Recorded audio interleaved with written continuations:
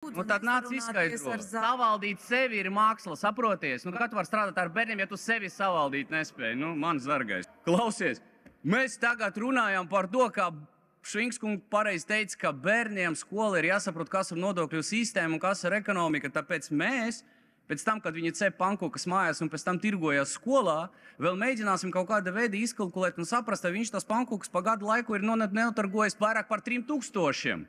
Un gadījumi, ja viņš to ir izdarījis, tad viņam jāreģistrējas un jāmaksā nodokļus. Un manā skatījumā pat ideja ir diezgan dīvaina, kolēģi. Un šeit ir uzrakstīts skolā, skolnieki, skolas process. Nu, re, kur ir. Otrais punkts - papildināt. Nu, te ir konkrēti pateikts, kā mēs varam šodien nopietni runāt par to, ka mēs grūtajos laikos nepareizi absolūti runāsim par to, ka skolniekiem vēl nāksies maksāt nodokļus. Un šādi mēs viņus audzināsim.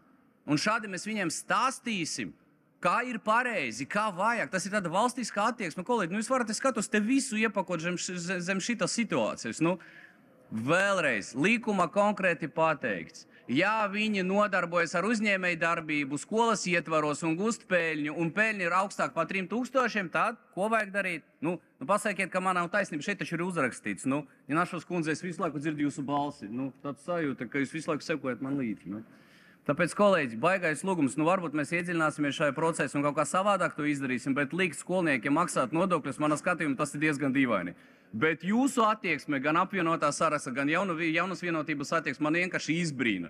Jūs uzskatāt, ka jūs atkal kaut ko izdarījat super pareizi. Ja jūs kaut ko darītu līdz šim pareizi, valdība nebūtu krīze. Ja jūs līdz šim kaut ko darītu pareizi, valsts nebūtu krīze, augsti godāti kolēģi. Tāpēc es apšaubu vispār, ko jūs darāt šeit, tas ir murgs pilnīgs.